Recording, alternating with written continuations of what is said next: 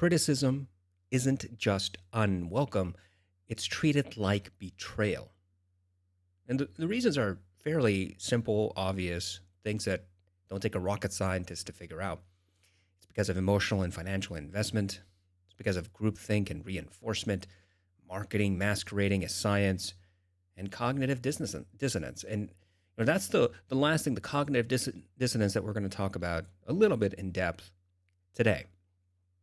But first, why does it happen? Why is it that when somebody questions anything in a hobby, right? Not even audiophilia, but any hobby, you question something that's a strong belief in a group and people jump on top of you merely for questioning it, the veracity of the claim, asking for proof that it's true, or saying, I didn't experience what you're saying I should have experienced. What's wrong with the equipment? What's wrong with the gear? And inevitably, people start taking offense to that and react in a very, very toxic and negative way.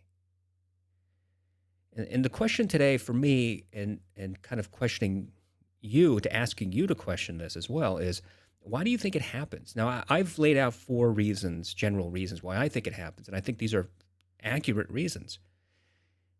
Why do you think it happens? Do you agree or do you disagree? And when we talk about emotional and financial investment, I mean, that's really quite obvious. If you spend money on something, you feel like you should get what you paid for. Obviously, you should, absolutely. I've always said that if you pay money for something and you feel like you're happy with what you got, you should tell people, I'm happy with what I got. That's great. Your voice matters. You should, in fact, let everybody know that you're happy with the gear that you paid for. But in the same vein, if you paid for a gear and you're not happy with the way it turned out, you have just as much right to say, I'm not happy with it, and here's why. And your voice matters. But it doesn't matter what opinion you render, whether you say, I like it or I hate it. Somebody on the opposite end is going to tell you that you're wrong, that you don't have good ears, that you have faulty equipment, that you just don't understand. I mean, there's a whole litany of excuses that people tend to make just to deride you, to tell you you are wrong. You cannot be right, because their belief is what they trust more. People spend thousands, hundreds of dollars on gear, and they need to defend those choices. I talked a little bit about this, about my mentality when I was getting into buying more and more audio gear, and I started having doubt about it, that my brain automatically went to defense mode, kind of justifying it to myself that it was okay. And so people go into defensive modes. And once they're in that cycle of defensive mode, it becomes kind of rote. It becomes natural. It becomes truth for them. And so when you challenge their defensive mechanism kicks in. But because they haven't actually thought about it themselves, they haven't really questioned it anymore. They've stopped being critical about it. They don't have a logical, rational, adult, constructive way of counterpointing, of respectfully counter-arguing. Instead, they inevitably it devolves into character attacks and personal attacks and demeaning the other side. And the reason that happens is, well, twofold. It could be just because they're emotionally, I was going to say imbalanced, but not necessarily imbalanced, but emotionally immature. That could be one. It could be that they just don't have the life experience to understand that, opinions can vary, and you have to approach people with a certain amount of carefulness. And the other consideration could be, the other answer could be, is because they just don't have the answer and they're getting defensive. And it happens when you meet somebody who doesn't know how to control their own emotions, and the first time you say something to them that triggers them, they explode. They get violent. They become closed off. They pout, they scream, they slam their door. Whatever. But either they're teenagers, they haven't really experienced life. They're adults, they haven't really understood how to communicate. their upbringing was in a certain way where they just weren't allowed to express themselves, and so they become insular. They close off from the outside world, close off from things that become dangerous to them. So that could be another explanation. When you suggest, for example, a cheaper product performs just as well as an expensive product that somebody's purchased and is touting as the best, it doesn't just challenge the purchase, it challenges their identity and self-worth. And it goes the other way too, right? I mean, somebody buys a cheaper component and they're claiming, this is the best thing I've ever heard. This is the best thing ever. It's better than the most expensive top tier gear that you can compare it to. And somebody comes along and says, well, I'm not quite so sure about that. I'm not sure that this $250 headphone can really compete in the way that you're suggesting with this other headphone that's 3 times the price. Now, it might be that both sides are completely wrong, but it doesn't matter. It can go either way, championing the cheap or championing the expensive. So when you champion, it doesn't matter what it is, and somebody says I don't agree with you, or I feel like you're wrong about this, you become defensive. Not you, but people.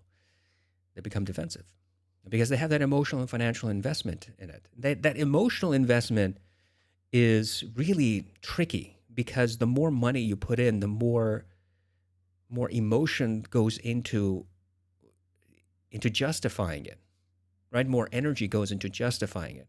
And now you're becoming more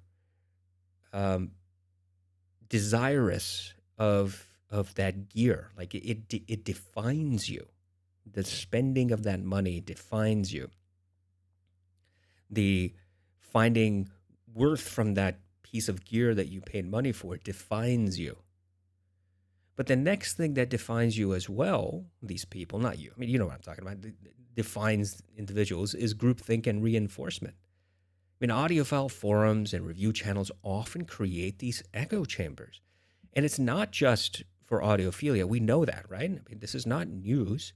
We have echo chambers for news organizations, which political side you're on, whether you're left, right, centrist, extremist, whatever. I mean, there are groupthink for almost anything. I mean, believe it or not, there's groupthink of individuals who think that McDonald's hamburgers taste 10 times better than Carl's Jr. hamburgers. And I mean, they'll argue about that. Silliest thing in the world to argue about. But it's groupthink, right? Challenging the shared belief can feel like you're attacking the entire community. At least that's the reaction you get. So they react with hostility to protect the narrative, to protect what they understand, to protect the group. I mean, think of it this way: you have a cousin, and you don't get along with that cousin. Right? You guys just don't you don't click. But some outsider comes along and starts insulting your cousin. Chances are you're probably going to become defensive, even though you may not get along with that cousin. That's family, that's blood, that's relation, and so you'll come to the rescue to some degree. You may not come to blows, but you might stand up for them. Because that's what you do. Somebody comes into your home and tells you, "Look, I don't like the decoration here," and they get defensive. It's my home. It's my house. It's the way I want to decorate it. How dare you say anything at all? You're stupid. You don't understand. Okay. So when you go to forums, you go to these YouTube channels and you comment and you say, I don't understand, I don't get it, I don't agree, I cannot agree, I find this to be untrue. Somebody else says this, right? Somebody else says the opposite. They jump on you. And it becomes a defensive mechanism because now you're challenging the narrative. You're challenging the groupthink in that group. And if that's the only place where these people get their news, their information, then they will never get out of it. They will never be able to find an alternative information source. This is why when individual subjectivists or objectivists, mostly subjectivists, to be perfectly honest, come on my channel and they comment, I mean, just really left field ideas. And I challenge them about it. And I ask for the basic stuff, like just simple basic stuff. I say, Give me measurements. Give me something, anything. Give me a source. It doesn't have to be your source. It can be somebody else's source. Just give me some information I can go and verify and read. And if it is true, if it says what you're telling me it says or what you're believing, then I will tell you. I will make a video for it. I've made this challenge over and over and over again with people who come from a particular perspective. And never once, not a single time, has anybody ever provided information consistent with what they're claiming is true. And why is that? It's because they don't know. They don't go outside their sphere of influence. They're in their channels, they're in their lanes, they're in their forums. That's all they understand. They're getting feedback from individuals who already think like them, who don't themselves want to investigate. And so the information that they get is stuff that's never really been verified, never been vetted, but it's believed. And you believe it. These people believe it because all these other people are saying it. Why would they lie? Why would these people in these forums all say the same thing and be wrong? That's not true. And that's a dangerous way to go. That means that you're giving up your power to think because a group of individuals tells you, all agrees that something is what they believe, and now you're believing it. You're not willing to challenge it. You're not willing to think about it. You're not willing to question it because it's more comfortable for you to just accept it. Then there's a marketing masquerading as science. You know, much of audiophile culture is propped up by pseudoscientific claims. I mean, we know this, right? Cable companies talking about cryo-freezing cables, whatever that's supposed to be. I've never really seen a definition of what a cryo-frozen cable is. You put it in the freezer, and that somehow does what? How do you cryogenically treat a cable? I mean, what's so special about silver strands versus copper? What's so special about Kevlar sheathing versus, I don't know, say rubber? I mean, there are material differences between the two. There can be resonances caused by the rubber and all. I mean, there's no real science behind the actual claims for the pseudoscience. So it's not, you've got these cable companies making claims. You've got people who believe in cables causing differences in sound, making claims, but no science to back them up, except they just say it. And you can see this in review channels. Jay Ziyagi, I think that's the name of the channel. He regularly talks about cables making a sound difference, and he uses electronic, maybe not electronic, but he uses jargon. Talks about current and voltage, and you know how voltage and current flow, and it's, if you don't know and you haven't researched and you haven't questioned and you haven't done independent investigation of it, it sounds intelligent because he's using fancy words, and he may in fact be fairly intelligent. He may know the words and the terminology, but he's wrong, and he's wrong because science says he's wrong. Because people not involved in audiophilia, completely independent of this little culture of ours, deal with cables, deal with data, deal with analog. TV companies, telephonic companies like telephone, NASA, of all places. And I keep saying this, and this is like one of my go-to rebuttals because it's so easy. If NASA is not using audiophile cables, data cables, if NASA is not using audiophile cables for missions that cost billions of dollars and have the national worth involved, right? National pride involved, I'm pretty sure it's okay for me to use the same monolith cables that they're using, right? Well-shielded cables. I'm pretty sure they're not spending $500 on a cable. Now, they might be spending $500 on something else that they don't need, like a nut. That's a separate point. But this pseudoscience being propelled by channels, by online media, by forums, is another way of masquerading false narratives in the cloth of science just because you use scientific terminology. And the prime example that I gave several videos ago was with that scam company, Less Loss Audio, where page after page after page after page, they talk about scientific principles but completely misapply them. I mean, if these guys had watched one 50-minute documentary on physics, they would know that their premise, what they're proposing, is completely absurd. But they didn't do that. Or if they did, they completely ignored it. But they wanted to take real science and shoehorn it into a product that doesn't do what they claim. And other people are convinced. And people say, well, look, they have science. That's why they put it on their pages. That's why they have 7 to 8 pages worth of nonsense, of complete scientific word salad that they don't understand. And they're betting you don't understand. That's why people get roped up in all this sort of nonsense. But it's the same thing with review channels too.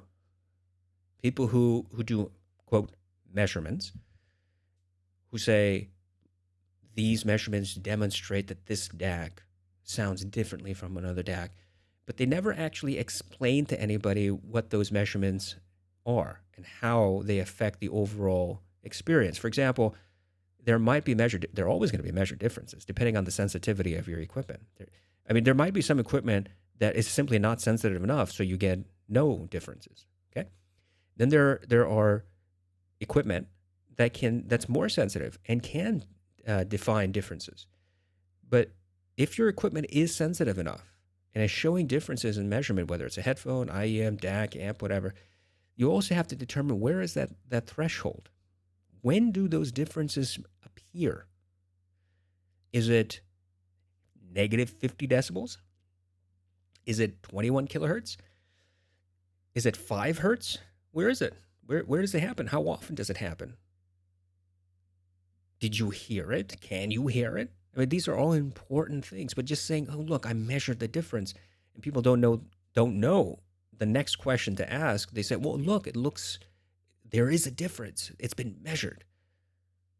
But there's always going to be variations in measurement, which is why you measure more than once, which is why you measure with a rigorous process, with a checklist, so you make sure that you do the same thing over and over again, which is why you publish what you're doing, so that other people can repeat it if they want to verify what you're doing. But they don't give you that stuff. So when you call that stuff out, when you call out criticisms, questions about methodology, about their pseudoscience, you're not just critiquing a product, you're threatening the entire belief system. So it used to be that subjectivists were completely subjectivist. Like it was all about emotion and feeling and how the synergy worked. And you used to hear this word all the time, synergy. It's like a magic totem, not totem. It's a magic totem for fixing everything. It's the synergy. This headphone and this amp and this DAC just have a synergy. Okay, well, it doesn't mean anything because it's not a concrete word. It doesn't do anything. It doesn't explain anything. It might be an emotion, but it's no more complicated than that. All right? It used to be all of that, just emotion, just the feeling. But now there have been subjectivists who have taken pseudoscience and tried to pretend that they are objectivists or they're middle ground. I mean, that's their persona, and you can figure out who those people are. They have some equipment. They claim to do some experiments. They claim to do some sort of measurements. They claim to do A/B testing. And then they reach the conclusion that something sounds different or something sounds the same, right? And it can go either way. And these subjectivists, they're taking material, information, techniques, but they're only applying it in a way that propels their narrative. But if you see a channel, if you see a forum, blogger, whatever, and they say, I use measurements and I try to be rigorous, but you also notice in their conclusions and the number of reviews or comments or opinions that they've had that the vast majority of the time they tend to say things that simply don't match up. For example, cables make a difference. Digital cables make a difference in sound. That you need to spend money on audiophile cables because my measurements prove it. Or all DACs sound different because my measurements prove it. I mean, you have to question them because that's what criteria did you use? What methodology did you use? And when you start delving into their pseudoscience methodology, you begin to pick it apart. You begin to see that where all the errors happened. And you have to question yourself, were these mistakes? Did they accidentally make these mistakes and therefore, their testing methodology is not reliable? Or did they do it on purpose? Well, if they're putting themselves out as being rigorous in their methodology, and you see these blatant errors in their methodology, then what's the logical conclusion? That they did it on purpose, right? That they purposefully set up this particular testing parameter. They set up this particular methodology because they wanted to reach a specific conclusion. And they gamed it. They gamed the test. They created a test that could only come up with one conclusion. And so the pseudoscience stuff is now becoming part of subjectivists. And you can tell who's doing that because they're not telling you they're not telling you the details of the testing. They're not telling you what it actually means. They're telling you that they're doing the testing. They're telling you they're doing A/B tests. They're telling you they measured. They're telling you, oh, look, they're giving you the graph. Oh, look, look at all this change. But they're not telling you the other part of the story, which is it's in the inaudible region, that your music is not recorded anywhere where this stuff apparently is happening. That the test itself was created so that the differences would appear. And that in a real world scenario, when you're not creating a test to make these specific differences be patently measurable, not observable, but measurable, that they don't exist. So the marketing, the reviews are masquerading as science. And then finally, there's the cognitive dissonance that we mentioned previously. If someone hears no difference between two DACs after spending a couple of $1,000s, they either have to admit that they were misled or they have to double down. Same thing with headphones and IEMs and digital audio players and all that stuff. I mean, they're diehard enthusiasts who believe that Astral and Kern players are the epitome of digital audio players. You've got to be kidding me. These Astral and Kern players have no audible difference amongst themselves, let alone amongst any other neutral DAC amp combo. These are designed specifically to make you feel like you're sitting in a Rolls Royce because the UI is actually slower than the typical UI for an Android player. And so when it's slower, it seems more graceful, seems more deliberative. And you only have certain choices. And the UI is flashy. And I got to admit, all my Astral and Kern players that I've ever used, and I've used 4 or 5, that UI is good UI. And I would rather use an Astral and Kern player's UI than any Android player UI, hands down. And these Astral and Kern players are heavy, and they're machined, and they're built really well. The screens are bright and crisp. And they cost a lot of money. Don't forget that. And every year there's a new Astral and Kern player. When you purchase something like that, you either have to agree that you were misled after finding no results, no differences, or you have to double down and say there are differences. Or come up with some other defense.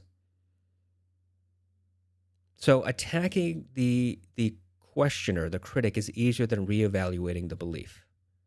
That's the bottom line. It's much, much, much easier to attack the person raising the question than it is to question yourself. And that's why when you have questions, the response is a defensive response. Because in order for a more logical, uh, sensible discussion, both sides have to be reflective. If you find yourself in that position, if you're the type of person who is becoming defensive, you ask your, is that what you really want to do? Is that the way you want to be perceived? You're just getting defensive because somebody said something negative about the gear that you purchased. Somebody said something negative about your favorite reviewer. And your reaction is, well, you're wrong, you're deaf, you're stupid, you're dumb, you don't have the experience, you're poor, you can't afford the right gear, you don't have the right gear, on and on and on. Instead of saying, you know, I want to delve into this, maybe I should take another look and get out of your groupthink, your circle jerk of friends. What if you got off, not got off, you are getting off if you're in your circle jerk. What if you walked away from that circle jerk? What if you decided that you're getting a little tired and maybe you want a different perspective? How difficult is it for you to get a different perspective? It comes down to laziness, and it comes down to defensiveness, and it comes down to fear. Sometimes people are just afraid. They can't imagine what would happen if they walked away from the group. Now, this sounds really hokey pokey, right? It sounds like pop psychology. It might be. I'm not saying it's not. It might be pop psychology, but pop psychology can still be true. It can still be based on reality. And so, anything I'm saying is not. It's not just out of thin air. You've seen it in real life every single day. The reason I'm making these more narrative videos is because somebody has to at least open the discussion. And how you carry this discussion forward is completely up to you, but somebody has to open the discussion. I mean, are we really going to sit around and pretend that these reviewers aren't trying to take our money and earn a living that way? Are we seriously believing that? Are we seriously believing that audiophile gear is not inundated by snake oil? Is that what we believe? Are we at the point where we say it's okay for scam companies like Less Loss Audio to sell $1,000 paperweights and say that sucks up the radiation, the electromagnetic radiation that's emanating from the universe all around us? And it's okay for those people to lie?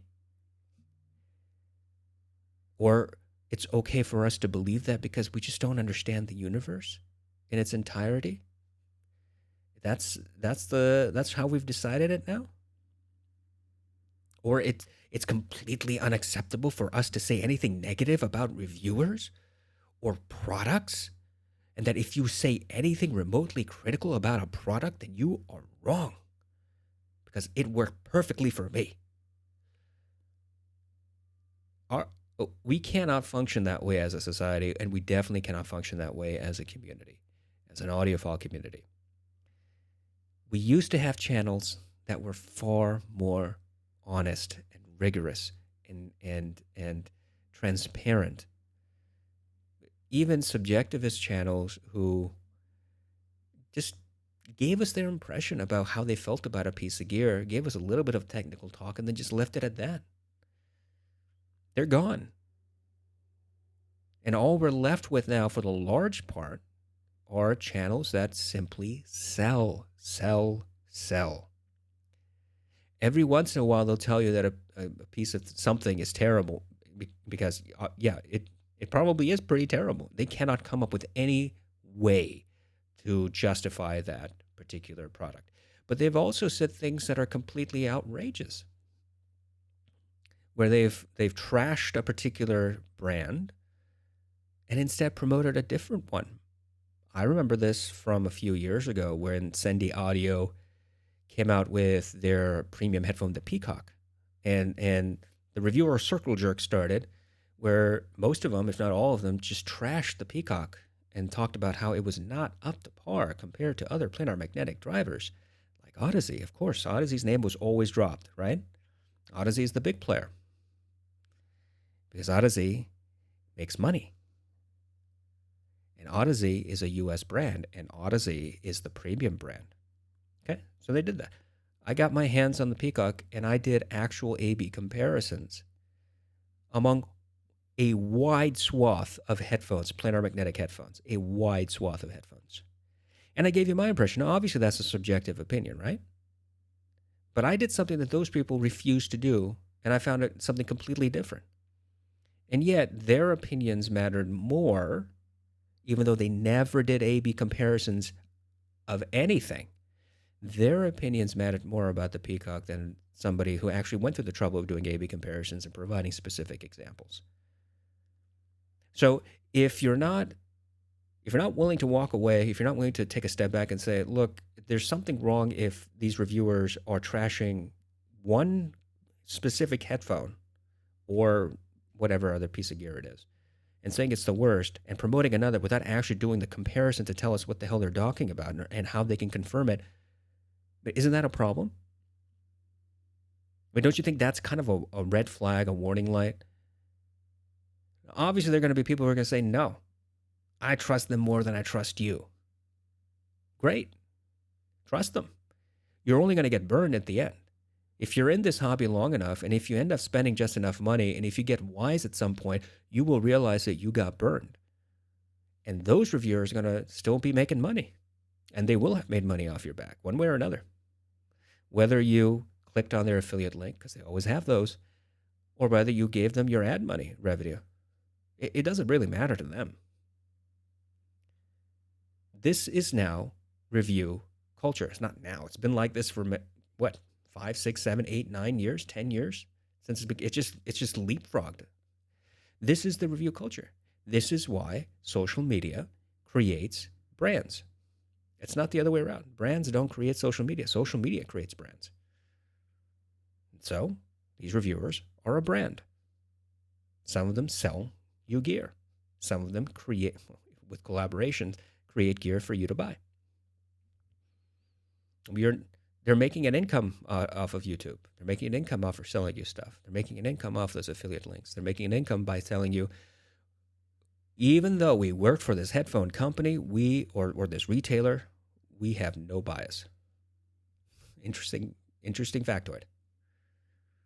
So, all I mean to say is, if you're the individual doing the questioning and being attacked, you know what? Those people who are attacking you are incredibly defensive. And they are not remotely close to finding out or being remotely objective about what's happening. Okay? And that doesn't mean that you're wrong. You might be wrong, but it doesn't mean that you're wrong just because they become defensive.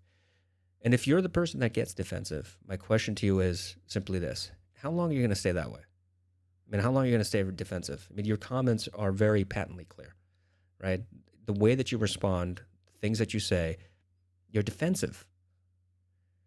There's no alternative explanation. And your friends might come along and support you. That's fine. Good for you. Your groupthink comes. Your circle jerk of friends shows up to support you. Great. But anybody who's not in your circle of jerks will probably conclude that you're being very defensive. It's up to you, however you want to move forward. Like my channel is not here to promote that you buy something from me or that you buy one thing. I'm not asking you to do anything like that. I'm just asking you to question what you're being told. That's all. And if you're resistant to even questioning and doing your own investigation outside of your circle jerk, I'm not quite sure you have much credibility when you comment to others that they're wrong. Knock it off. Go do your research. Be independent for a change. Do something new. Do something different. Do something for yourself. And you might be amazed. Like, there's more information out there that you ever knew, and it might be really insightful. You might turn out to be absolutely correct about what you believe, but then you would have proved it by yourself. You wouldn't have had to rely on somebody else telling you. And isn't that much more rewarding? As for everybody else who feels like they can't comment because they'll get attacked, you know what? Comment. Go ahead. Feel free to comment. Comment and let them know how you feel. If they want to attack you, hey, who cares? What's the worst that they can do? Keyboard warriors are going to tell you how they feel on their keyboard. Fantastic. You don't have to read it. In fact, you can just laugh at it because it instigated something that needed to be instigated. So don't be silent about your opinion.